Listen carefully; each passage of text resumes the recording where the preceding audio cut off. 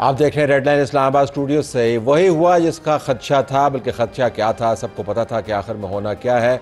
जो मुज़ाकरात बड़े धूम धड़के के साथ स्टार्ट हुए थे, अब बहुत ही खामोशी लेकिन बहुत ही जहरीलेपन को फैलाते हुए इख्तिताम पजीर हो गए हैं। हुकूमत वक्त ने अमलन अपनी कमेटी को भी कह दिया है कि पाकिस्तान तहरीक इंसाफ का पीछा करने की ज़रूरत नहीं है। पाकिस्तान तहरीक इंसाफ ने पहले कह दिया था कि हमने इस कमेटी के साथ इंगेजमेंट नहीं करनी। तो जिस अमल के बारे में हमें बताया जा रहा था कि इन अ वे तारीख़ी अमल है, पाकिस्तान तहरीक इंसाफ तवील अरसे के बाद हमारे साथ बैठी है, इससे पहले इस किस्म की नशिस्त नहीं हुई, उसमें से निकला कुछ भी नहीं है। कौम के वक्त का ज़िया हुआ या अब सियासी तौर पर जो खलीज बन चुकी है पाकिस्तान के अंदर, उसको पाटना बहुत मुश्किल है और ये फासले बढ़ते जाएंगे और मसाइल की भरमार रहेगी। हम इस पर बात करेंगे सेनेटर इरफान सिद्दीकी साहब से, जो इस तमाम अमल के साथ मुंसलिक रहे। इनकी प्रेस कॉन्फ्रेंसेस आप देखते रहे, इनकी स्टेटमेंट्स देखते रहे, मुस्लिम लीग नवाज़ को रिप्रेजेंट करें। आपका बहुत शुक्रिया जी, आपने हमें ज्वाइन किया। नाज़रीन, आज सहाफ़ी भी सरापा एहतजाज हुए। उन्होंने कहा था कि पीका ऑर्डिनेंस के अंदर जो तरमीम हुई है हम उसको कबूल नहीं करते। आज पाकिस्तान पीपल्स पार्टी की तरफ से भी और पाकिस्तान तहरीक इंसाफ की तरफ से भी सहाफ़ियों के हक़ में बयानात आए। इरफान सिद्दीकी साहब से बात करने के बाद हम फिर नैयर अली से इसका हाल जानेंगे कि ये पीका तरमीम के ऊपर अब एहतजाज से ही क्या गुजारा होगा या हुकूमत में कुछ आपको लचक भी नज़र आती है। इजाज़ुल हक साहब भी हमें ज्वाइन करेंगे, लेकिन वो सेपरेट सेगमेंट होगा। आज बिलावल भुट्टो ज़रदारी कराची में मौजूद थे, बिज़नेस कम्युनिटी से उन्होंने बातचीत की और मेरे ख्याल में जो एहसन इकबाल साहब के साथ इंटरेक्शन हुआ था बिज़नेस कम्युनिटी का, उसके अंदर जो एक दो बातें हुई थी मरीम नवाज़ के हवाले से, उसके बाद ये मीटिंग प्रॉम्प्ट हुई और इसके अंदर बिलावल भुट्टो ज़रदारी ने कहा कि किसी जगह जाकर चुगली करने की ज़रूरत नहीं है, अगर कोई मसला है तो मेरे से बात करें। तो बिज़नेस कम्युनिटी के रिप्रेजेंटेटिव से हम पूछेंगे कि उनकी तरफ से चुगलियाँ कौन करता है और माहौल किस किस्म का है कि जब दोनों इत्तेहादी ऐसी ऐसी बातों के ऊपर भी चूकते नहीं हैं रिकॉर्ड की दुरुस्त की। तो इसमें आरिफ हबीब साहब हमें ज्वाइन कर रहे होंगे, चेयरमैन आरिफ हबीब ग्रुप। सेनेटर साहब, तो वही हुआ जिसका हमें खदशा था या जिसकी खबर थी, तो आप खुश हैं? ठीक है, बस ख़त्म हो गया? नहीं तलत, ऐसी बात नहीं है। आप यकीन जानिए कि हमने बड़ा सीरियसली लिया था इन टास्क को, और जब हमारी चौथी मीटिंग के लिए तैयारी हो रही थी, तीसरी मीटिंग ख़त्म हो गई थी और उनकी डिमांड्स आ गई थी, तो हमने बड़ी एक बहुत बड़ी एक्सरसाइज की, बड़ी एलेबोरेट एक्सरसाइज की। हम सातों जमातें एक दिन बैठी 2.5-3 घंटे के लिए, फिर दूसरे दिन बैठी, फिर हमने अपने जो वकला हैं उनसे मशवरा किया, जो पीपल्स पार्टी के हैं या PMLN के हैं, फिर बाहर के एक दो वकला से भी बात की। तो हम तो बड़ा सीरियसली ले रहे थे। ज़्यादा सीरियसली आपने कर दिया ना। देखें, आपने तो उसको मुकाबले के इम्तिहान में कन्वर्ट कर दिया। एक इम्तिहानी पर्चा था जिसके ऊपर 2 सवाल थे, कमीशन बना दें और सियासी असीरान को आप रिलीज करने की कमिटमेंट दे दें, लेकिन आपने तो पूरा उसको एक ब्यूरोक्रेटिक सर्किट में तब्दील कर दिया। नहीं, ऐसी बात नहीं है। ये अगर सवाल की बात आपने की और पर्चे की बात की ना, तो एक पर्चे का टाइम होता है 3 घंटे। उन्होंने पर्चा हमारे हाथ में दिया और बाहर जाके ऐलान कर दिया कि ये फेल हो गए। उन्होंने इंतज़ार ही नहीं किया कि हम उस पर्चे का जवाब क्या देते हैं। नहीं, वो कह रहे थे कि ये 7 दिन, यानी 7 दिन के अंदर आपने करना है। मैं आपको भेज दूंगा वो जो एलामिया हमारा जारी हुआ था, इस पर बात हुई थी, बहस हुई थी। ये नहीं था कि हमने अपने आप पे लिख दिया था।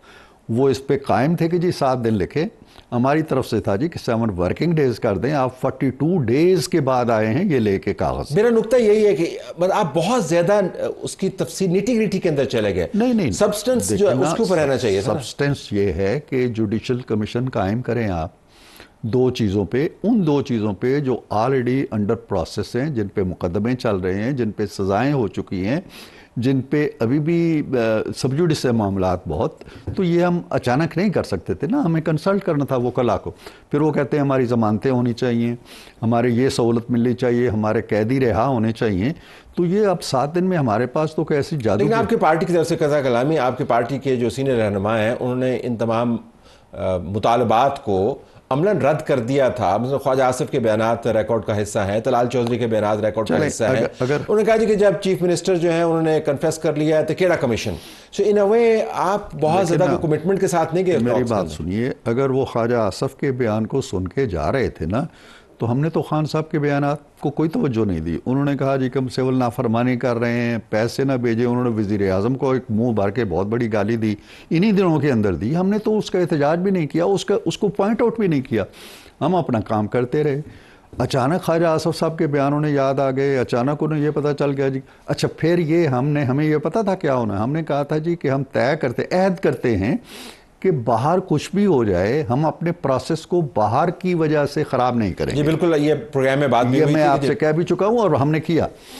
अब वो सारी चीज़ें वो बाहर की गिना रहे हैं कि जी फलां ने बयान दे दिया, फलां के घर पे हमला हो गया, हालांकि कोई हमला नहीं हुआ।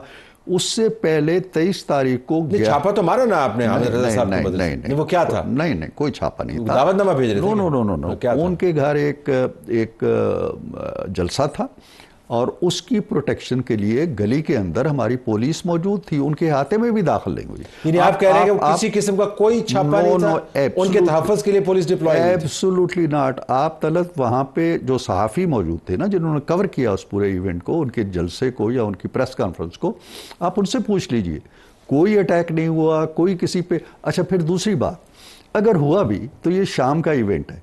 ये सुबह 23 तारीख को 11 बजे ऐलान कर चुके थे कि जी हम वो निकले हैं अली गौर साहब जेल से, और गाड़ी में बैठे बैठे उन्होंने कह दीजिए कि आप खान साहब ने कह दिया कि no more talks.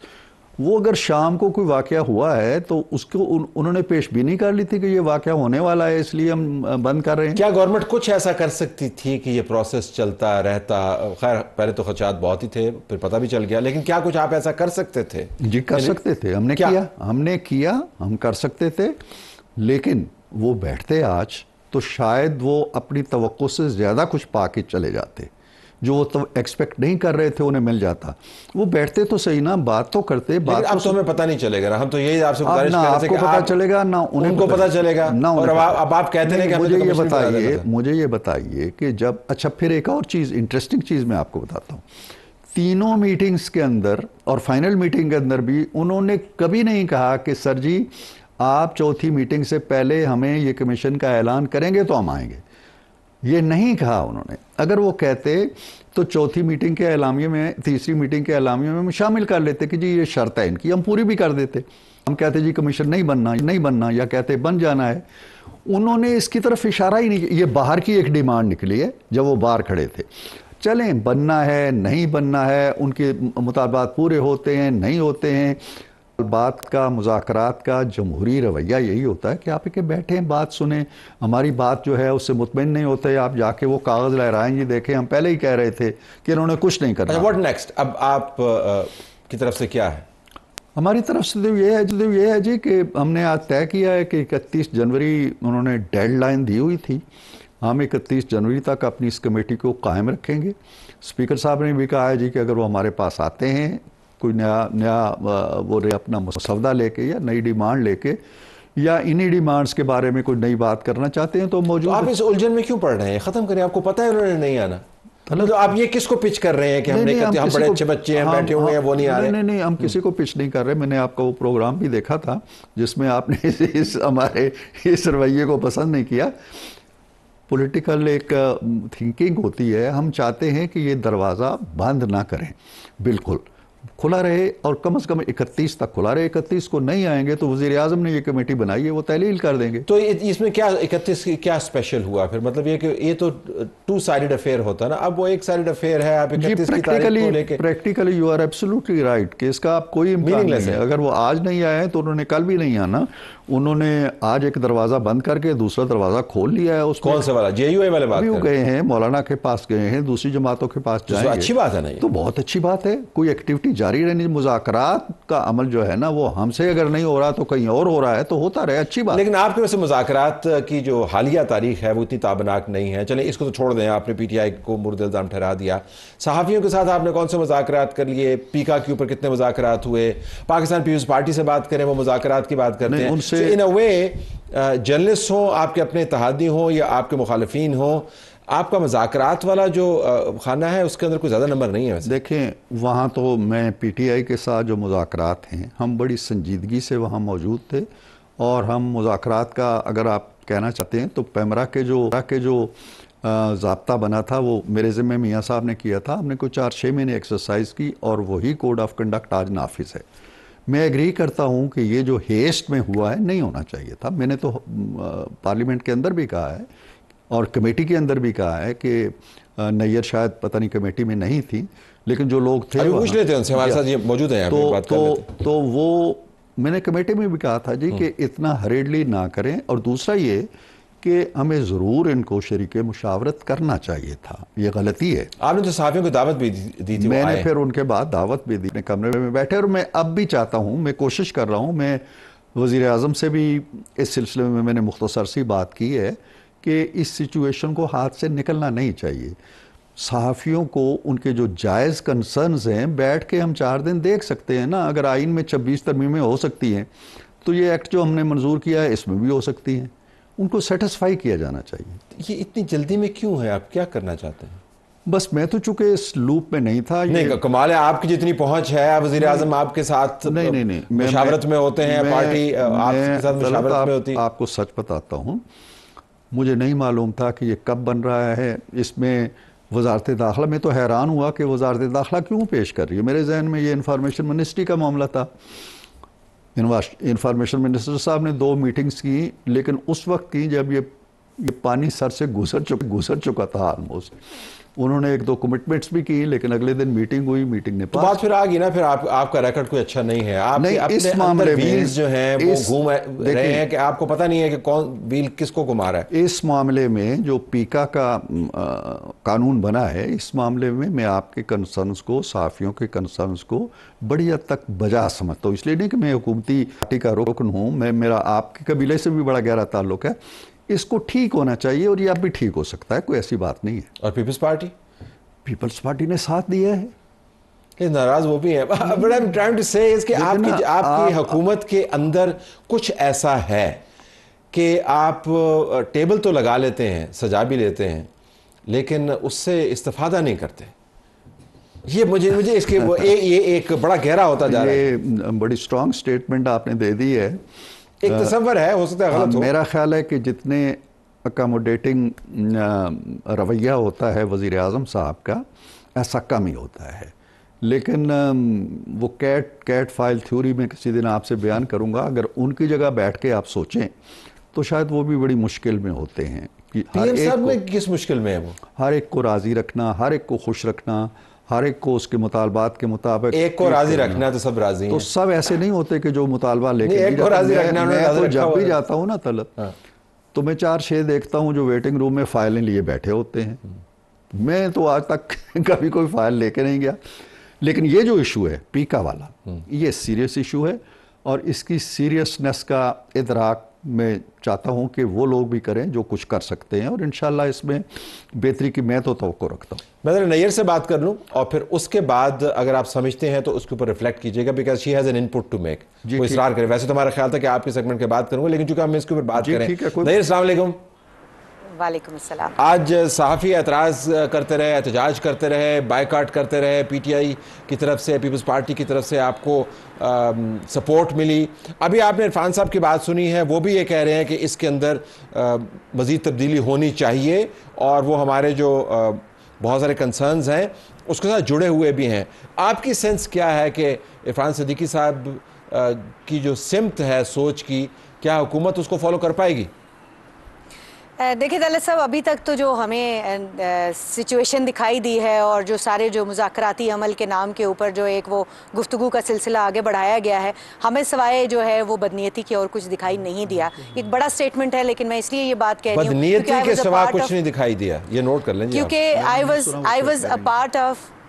A part of each and every negotiation और I was a part of each and every talk. मैं आज की बात नहीं कर रही हूँ तलत साहब, ये मैं आज से 2 महीने पहले की बात कर रही हूँ, जब पहली बार इस बिल के हवाले से गुफ्तगू शुरू हुई थी। क्योंकि पंजाब में एक ऐसा बिल पास हुआ था और बग़ैर मुशावरत के हुआ था, तो फिर हम अता तारर साहब के पास मीटिंग करने के लिए गए थे और हमने उनसे ये गुजारिश की थी कि अब ये बताइए कि यहाँ पर ऐसा बिल जो आप लाने जा रहे हैं तो उसमें आपने बात करनी है या ऐसे ही जो है वो धौंस धांधली से आपने पास कराना है। तो उस वक्त जो है वो अता तारर साहब की जानिब से ये कहा गया था कि इसके ऊपर पूरी मुशावरत होगी और हमारी तलत साहब 2 ऑन रिकॉर्ड मीटिंग्स हैं जो कि इस हवाले से हुई। और अब जो गवर्नमेंट की जानिब से ये कहा जा रहा है कि हम ये तो 2 महीने से मामला चल रहा था, और पीपल्स पार्टी ने भी ये बात जो है वो ऑन रिकॉर्ड ये कही कि क्यों नहीं जो है वो सहाफ़ती तंजीमों ने इसके ऊपर आवाज़ उठाई। तो सहाफ़ती तंजीमों ने 2 उस वक्त मीटिंग्स की। अब दोबारा भी जब गुफ्तगू शुरू हुई तो बिल पास होने से एक दिन पहले मैं चाहूंगा कोई सवाल नहीं है। मैं चाहूंगा कि आपने जो बदनीति वाली बात की वो दोहरा दें, क्योंकि सेनेटर साहब वो सुन नहीं पाए उस वक्त। हमारा जो स्पीकर काम नहीं कर रहा था। बदनीति वाला स्टेटमेंट स्ट्रांग है, तो जरा बताइएगा कि इसमें बदनीति आपको कहाँ पे नजर आता है? तलत साहब, जिस दिन बिल पास होना है, पार्लियामान में पेश होना है, कौमी असम्बली में पेश होना है, उससे एक दिन पहले जॉइंट एक्शन कमेटी के तहत जितनी भी तंजीमें हैं उनको, नेशनल प्रेस क्लब को, पार्लियामानी रिपोर्टर्स एसोसिएशन को, Rawalpindi Islamabad union of journalist को बिठाकर ये कहने की कोशिश करना कि हम यहाँ पर इसकी नेगोशिएशन कर लेते हैं, तो उस वक्त कौन से मुज़ाकरात होते हैं? बदनीयती तो नहीं तो और क्या है? फिर आपने जब कौमी असम्बली से भी पास कर लिया, हमें ये बात करने के घंटे बाद आपने कौमी असम्बली से पास कर लिया, उसके बाद कमेटी को भिजवाया, वहां से भी फौरी तौर पे आपने मंजूर करा लिया, और उसके बाद जो है वो इसी तरह से सेनेट के ऊपर से भी मंजूर करा लिया गया। और ये सारा जो प्रोसेस है ये इतनी हेस्ट में किया गया है कि समझ नहीं आ रही थी कि अफरा तफरी क्या है, जल्दी क्या है। इरफान सिद्दीकी साहब अभी खुद कह रहे हैं कि वो जो इसके ऊपर कुछ कर सकते हैं उन्हें भी इसके ऊपर करना चाहिए। अब पता नहीं ये जो कौन है जिसकी वजह से पीपल्स पार्टी भी जो है वो कहती है कि यार हम आपके बिल के साथ हैं, आप जो इतराज़ात उठा रहे हैं आपके साथ है, पीटीआई भी कहती है कि आपके साथ हैं, लेकिन पीपल्स पार्टी भी वोट देती है नून लीग के साथ, और पीटीआई जो है उनके सेनेटर हैं, इंटीरियर कमेटी के जो चेयरमैन हैं वो भी साथ खड़े हैं, जो मोहसिन नकवी साहब हैं जो खुद एक जर्नलिस्ट कम्युनिटी का हमारा हिस्सा है, वो भी इतने बेबस हैं कि वो कहते हैं जनाब कि मैं सारा जो है वो जो क्रिकेट बोर्ड है वो तो मैं वहाँ से चला सकता हूँ, इंटीरियर मिनिस्ट्री चला सकता हूँ, लेकिन इस बिल के बारे में मैं कुछ कर नहीं सकता। ये मैं सेनेटर साहब को चाहूंगा कि इस पे रिस्पॉन्ड करें। जो की तलाश कर लेते हैं, पता नहीं जो बाइडेन है जिसको पता नहीं है कि दुनिया में क्या हो रहा है, ये जो कौन है? मैंने पता नहीं जो का लफ्ज़ अगर इस्तेमाल नहीं, आपने नहीं किया, उन्होंने किया कि उनको समझ नहीं आ रही कि जो लोग जो हैं ये कौन है, जो बावजूद इसके कि आपके अंदर भी ये सोच पाई जाती है। इसमें जो है ना जी, इस तरह की थ्योरीज तलाश करना और किसी जो की तलाश में निकल जाना, ये ठीक है, इसमें गुंजाइशें आजकल निकल आती हैं इस तरह की। लेकिन मैं एक बात बताता हूँ तलत, ये ख़बरें जो हैं ये मैं भी देख रहा था अखबारों में कि पीका लॉ में इस तरह की तब्दीली होने वाली है। ठीक, कल जब हमारी मीटिंग हो रही थी स्टैंडिंग कमेटी की, आई वाज देयर, पीटीआई के एक साहब उसको हेड कर रहे थे, जर्नलिस्ट वहाँ आए हुए थे, आसिफ बशीर बैठे हुए थे, शहजाद बैठा हुआ था, मुनीज़े बैठी हुई थी, काफ़ी लोग बैठे हुए थे। तो जब हमारे चेयरमैन साहब ने ये कोशिश की कि इसको थ्रू कर दें और वोटिंग करा लें, तो मैंने कहा जी कि ये लोग आए बैठे हैं, पहले इनकी बात तो सुन लें, 5 मिनट सुन लें, 7 मिनट सुन लें। उन्होंने गुफ्तगू की वहाँ पे। मैंने उनसे ये पूछा, मैंने कहा कि देखें आप, ये जो मसवदा है हमारा 2 सोफ़े का है, इसके अंदर कुछ स्पेसिफ़िकली आप तरामीम सजेस्ट करके लाए हैं अपने वकला से मिल के? अब ये नैयर को चाहिए कि ये अपने कबीले से ज़रूर पूछे। उन्होंने एक लेटर तो ज़रूर दे दिया कि हमें इस पे ये एतराज़ात हैं, ये नहीं होना चाहिए, जल्दी में हो रहा है, हम प्रोटेस्ट करेंगे, ये तो दे दिया। कोई सॉलिड वहाँ पे कंक्रीट डॉक्यूमेंट लेके नहीं आए कि जी ये अमेंडमेंट हम चाहते हैं आप कर लें।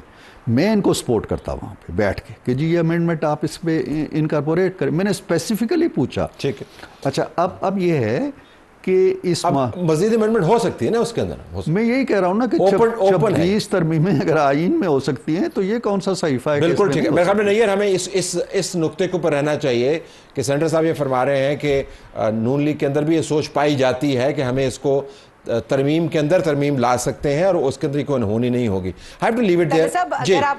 जी गो अहेड। अगर आप मुझे सिर्फ एक जुमला इसमें ऐड करने की इजाजत दें कि ये सारी ऑप्शंस तो उस वक्त भी मौजूद थी, यहाँ पहले बात कर लेते हैं। और जहाँ तक ये बात है कि उस कमेटी के अंदर, I want to set the record straight, उस कमेटी के अंदर जो है ना तो जॉइंट एक्शन कमेटी को इनवाइट किया गया था और ना ही स्टेक होल्डर्स को इन्वाइट किया गया था। जो लोग हमारे गए थे, हम वो सिर्फ एक ये मैसेज देने के लिए गए थे और तहरीरी तौर पर देने के लिए गए थे कि इस कमेटी को जो है, इसके इजलास को जो है वो डिले किया जाए, इसमें इतना वक्त दिया जाए कि हम अपने कानूनी माहिरीन के साथ बात करके यहाँ पे रिकमेंडेशंस दे सके। हालांकि जो है वो सेनेट की कमेटी ने जो है वो तय हुआ था कि लेकिन अब एक दरवाजा खुला हुआ है, अब एक दरवाजा खुला हुआ है और सेनेटर साहब ने कमिट किया है हमारे प्रोग्राम में कि ये हरफ आखिर नहीं है। मैं आपको तलत आपके प्रोग्राम में ये कह रहा हूँ नैयर की मौजूदगी में कि मैं इसमें इंशाल्लाह एक किरदार अदा करने की कोशिश करूँगा और इनसे मिलके, इनसे मुझे बड़ी हमदर्दी है और उनके मुतालबात जायज़ भी हैं, खौफ व हरास नहीं होना चाहिए। तो हम कोशिश करेंगे कि जल्द इस कैफियत को, वैसे भी ये इतने दिन प्रोटेस्ट करेंगे तो ये ठीक नहीं होगा। प्रोटेस्ट इनका एक आध दिन में हम ख़त्म कराते हैं और फिर बातचीत का कोई सिलसिला शुरू करते हैं। I have to leave it there। आपका बहुत शुक्रिया, आपने mayor, thank you very much for being with us. नाज़रीन, हम प्रोग्राम जारी रखे हुए हैं, ज़रा एक और पर्सपेक्टिव लेके देंगे हुकूमत ऑपोजिशन टॉक्स के ऊपर आपको।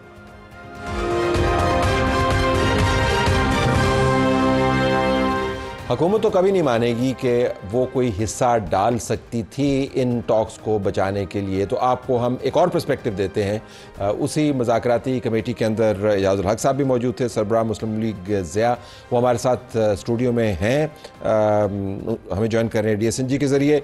आपकी प्रेजेंस का बहुत शुक्रिया जी। ये बताइएगा कि क्या उस मज़ाकरात के प्रोसेस को जो अब अमलन ख़त्म हो गया है, बचाने का कोई तरीका था दोनों साइड्स के हवाले से बात कीजिएगा तो? देखें, इसको बचाने का एक ही तरीका था कि जुमेरात को उन्होंने ये टॉक्स ख़त्म कर दी थी और फिर ये अंदिया दिया था कि हम बातचीत कर सकते हैं अगर हमारी मुलाकात हो जाए बानी PTI से। तो उसका यही तरीक़ाकार था कि उनकी एक टीम आती स्पीकर के पास और स्पीकर से रिक्वेस्ट करती कि जी ये वजह है कि हम मुज़ाकरात में नहीं आ रहे, हमारी मीटिंग करवा दें। तो मेरा ख्याल है स्पीकर ने उनको असिस्ट करना था, क्योंकि ये बात हमारी जुमेरात वाले दिन तय हुई थी कि अगर ज़रूरत पेश आई तो मुलाकात करवाने के लिए कोई फैसिलिटेट करेंगे। लेकिन जुमेरात को आप यकीन करेंगे सब डिसहार्ट हो गए। यानी जब जैसे ऐलान हुआ हम मीटिंग करके निकले थे, बुध को भी मीटिंग हुई सब कमेटी की, जुमेरात को भी हुई और जुमे को फाइनल करना था। फाइनल करने के बाद डार साहब ने और शायद इरफान सिद्दीकी साहब और राना सनाउल्लाह साहब ने प्राइम मिनिस्टर से और दीगर लोगों से मिलने के बाद मंडे को इसे हतमी शक्ल देकर और ट्यूसडे को हमारी मीटिंग जो थी वो तय थी कि 7 वर्किंग डेज़ के अंदर अंदर मीटिंग हो और 7वां वर्किंग डे जो आज रात को 12 बजे ख़त्म हो रहा है वो। तो यही बचाने का एक तरीका था। और तो आप ये फरमा रहे हैं, आपने अभी जो बात की कि अगर प्रोसीजरली हम इसको बेहतर तरीके से चलाते तो टॉक्स के अंदर इतनी जान थी कि वो बानतीजा साबित हो सकती थी, क्योंकि कोई बहुत बड़ा डिसएग्रीमेंट तो बज़ाहिर नज़र नहीं आ रहा था। ये आपने यही सजेस्ट किया ना जी? मैं बिल्कुल यही कह रहा हूँ। देखें, बात यह है कि कुछ जो हमने 2 मीटिंग्स की उसका मैं अपनी तरफ से ये बात कर रहा हूँ कि उसमें 1-2 चीज़ें आई थी सामने कि यार ये इस तरह अगर करेंगे तो ये लीगली ठीक नहीं होगा, इस पे बात कर लेते हैं या कुछ और तरीका निकाल लेते हैं। तो अगर वो आकर वहाँ बैठ जाते हैं टॉक्स के अंदर तो हम लाजमी बात है कोई ना कोई हमने बात करनी थी, वो कहते नहीं जी ये आप गलत कह रहे हैं, तो हम कहते जी आप बताएं कौन सा तरीका है, वो कहते ये तरीका है। तो कोई बीच का रास्ता निकल आना था बीच में से। लेकिन ये कहना जी कि मतलब अब मैं कि दुल्हन भी लेकर आओ, निकाह भी आप लोग पढ़ाओ, रुखसती भी आप करो और जब गेट से बाहर आ जाएगी तो हम उसे उठा कर ले जाएंगे, अब ऐसे तो नहीं हो सकता ना। मतलब कोई तरीक़ाकार होता है बातचीत करने का कि जी आप पहले अनाउंस करें कि आप जुडिशल कमीशन बना रहे हैं और उसके बाद हम बताएंगे कि हमने टॉक्स में आना है कि नहीं। तो इस तरह तो मतलब कि बातचीत आगे नहीं चलती। जब बातचीत होती है वो आपको फ्लेक्सिबिलिटी दिखानी पड़ती है, थोड़ा सा रिस्ट्रेन करना पड़ता है, थोड़ा सा सब्र तहम्मुल के साथ आगे चलना पड़ता है, फिर मामला जो है वो तय होते हैं जाके। पाकिस्तान तहरीक इंसाफ ये इसरार कर रही है कि हुकूमती मज़ाकराती कमेटी और उसके साथ जो उनके इत्तेहादी बैठे हुए थे, दूसरे मेंबरान समेत, आप समेत, इनके हाथ में कुछ नहीं है। इमरान खान का ट्वीट है 3-4 दिन पहले का जिसके अंदर उनका ये कठपुतलियाँ हैं।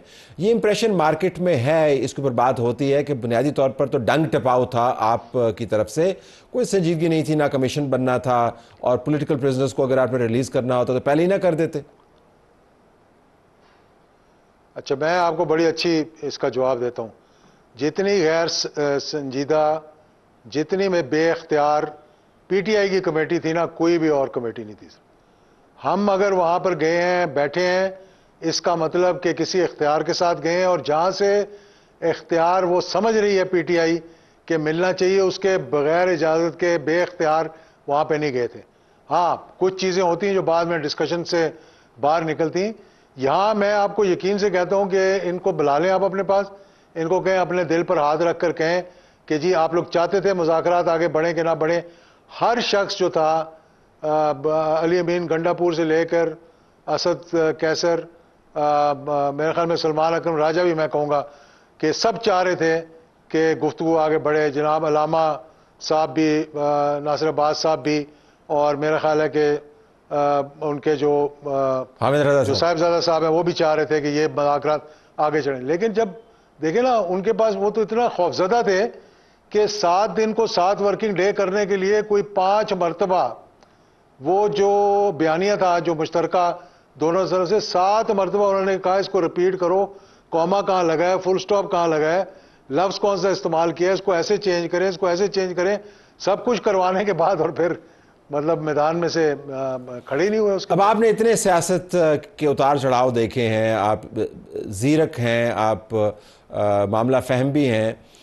आप ये बताइएगा कि किसका खौफ था, तो कौन चला रहा है उनको? पीछे इमरान खान जेल से बैठ के ड्राइव कर रहा है, अलीमा चला रही है, बुशरा चला रही है, या उनके हाथ में कुछ नहीं है और कोई बाहर से और डोरी खींच रहा है? ये कौन चला रहा है उनको? देखिए, जितना मैं जानता हूँ इमरान खान को 1980s मतलब अर्ली 80s 81 से बहुत ताल्लुक़ भी रहा, बहुत इकट्ठे भी रहे। अभी भी मतलब हुकूमत ख़त्म होने से पहले कुछ अर्सा मैंने कोशिश की थी कि भाई ये आपस में कुछ मामलात तय हो जाएं, क्योंकि पता था कि आगे गड़बड़ हो जाएगी। जब उनसे बात करें ना, बड़ी संजीदगी से सोचते हैं कोई ना कोई ऐसा शख्सियत है उस जमात के अंदर जो जाती है और जब वो तैयार हो जाते हैं तो वहाँ पे कोई स्पैनर फेंक देता है बीच में। अब मैं किसी पे निशानदेही नहीं कर सकता कि कौन है। मैंने जब बात सुनी है जो कि मुज़ाकराती कमेटी की, तो वो सब जो थे बड़े पॉजिटिव थे। अब इनके अलावा कोई है शख्सियत जो जाकर उनको ये 24 अक्टूबर वाले धरने से पहले भी, उससे पहले पेशावर वाले धरने से पहले भी, यानी कि कुछ मामला तय हो गए, यहाँ तक कि ये भी कह दिया गया कि इलेक्शंस करवा देंगे, असेंबलियाँ तोड़ देंगे। और उस पे आपको याद होगा जी, जब वो कॉल भी गई थी अपना उनको कुरैशी साहब को, जब उन्होंने कहा नहीं इसको नहीं सुनना, तो वो यही बात हो रही थी कि जनाब 21 तारीख से शुरू हुए वो कि आप थोड़ा सा इसको 25 वाले को आगे ले जाएं, आगे IMF से मुज़ाकरात होंगे, उसके बाद हम इलेक्शंस करवा देंगे। उससे बेहतर क्या ऑफर हो सकती थी? आखिरी मोमेंट पे बजाय जाने के वो 25 पे ले आए उसको शुरू करने के लिए। तो कहीं ना कहीं कुछ जो है वो गड़बड़ है, जिसकी मुझे समझ नहीं है। ये वो बेहतर बता सकते हैं मेरे ख्याल में जो नहीं बोलना चाह रहे। अच्छा, मेरा उनकी अपनी जमात के जो लोग। जी ठीक है, तो अब कम से कम हमने ये तो नतीजा अखज़ कर लिया आपकी बातचीत से कि जो लोग सामने हमारे आते हैं, जो कमेटी का हिस्सा भी बने, जिनके हम इंटरव्यूज़ करते हैं, जिनके हम प्रेस कॉन्फ्रेंसेस दिखाते हैं, जिनके हम साउंड बाइट्स चलाते हैं, जिनके हवाले से हम खबरें बनाते हैं, उनके हाथ में कुछ नहीं है। बिल्कुल ज़ीरो। तो जिसके हाथ में है उसका खोज लगाना भी बाकी है, अगरचे उसके ऊपर कोई ज़्यादा खोजी किस्म की साफ करने की ज़रूरत नहीं है। 2-3 ही नाम है, I have a good sense कि हू दैट पर्सन इज़, लेकिन उसमें हम नहीं जाते फिलहाल। तो आप ज़रा क्विकली बताइएगा कि फिर आगे आने वाले दिनों में आपको क्या लगता है कि टॉक्स से तो ये हट गए, तो दोबारा से एहतजाजी माहौल बनता हुआ नज़र आ रहा है क्या? नहीं, मेरा ख्याल है अगर एहतजाजी माहौल बनाएंगे तो बहुत बड़ी गलती करेंगे, क्योंकि पूरी कौम ने एहतजाज करके देख लिया है। एहतजाज से आपको नतीजा कुछ नहीं मिलता, नुकसान ज़्यादा होता है। पे मुश्किलात ज़्यादा आती हैं, आपके लोगों पे मुश्किलात ज़्यादा आती हैं। अगर अब भी आप इम्तिहान लेंगे लोगों का, तो मैं अगर PTI में होता तो मैं तो ये कहता उनको जनाब कि मुज़ाकरात ही एक रास्ता है, इसी के ज़रिए जाएँ। आज स्पीकर ने बड़े अच्छे अल्फाज में ये काम 45 मिनट वहाँ वेट करते रहे कि शायद आ जाएँ। हर किसी से उन्होंने अपने ऑफिस के ज़रिए रब्ता किया, किसी एक ने भी नहीं कहा PTI में से कि जी हम नहीं आएंगे। उन्होंने यही कहा कि हम अपनी जमात से मुशावरत करके बताएंगे आपको, लेकिन 45 मिनट के बाद पता लगा वो नहीं आ रहे।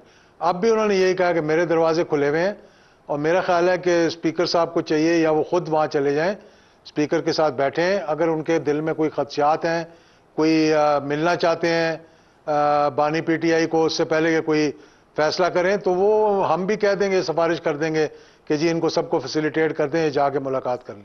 Okay, I have to leave it there. बहुत शुक्रिया एजाजुल हक साहब, आपने हमें ज्वाइन किया। नाज़रीन, हमारा प्रोग्राम जारी है।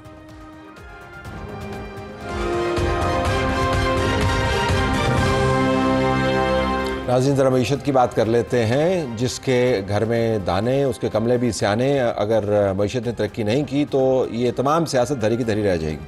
बिलावल भुट्टो ज़रदारी साहब ने बिज़नेस कम्युनिटी के साथ बात की। उससे पहले एहसन इकबाल साहब मौजूद रहे।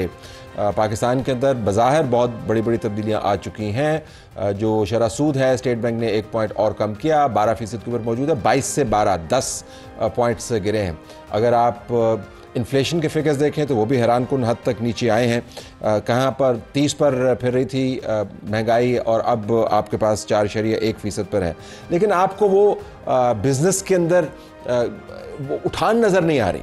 तो आरिफ हबीब साहब से पूछते हैं, चेयरमैन आरिफ हबीब ग्रुप की, इसकी वजह क्या है? आरिफ साहब तो बताइए, सब कुछ तो हो रहा है, ये आपको बहुत ज़रा उठान नज़र नहीं आ रही बिज़नेस की, या हम कोई चीज़ मिस कर रहे हैं? देखिए, मेनली अगर आप ये देखें कि कौन से बिजनेसेस ऐसे हैं कि जिनमें उठान नहीं है या जो ओवर कैपेसिटी चल रहे हैं, तो मैं ज़्यादातर जब देखता हूँ तो ये सीमेंट, स्टील, टाइल्स, केबल्स, ये जो कंस्ट्रक्शन मटेरियल्स हैं, वो इंडस्ट्री जो है बिलो कैपेसिटी रन कर रही है।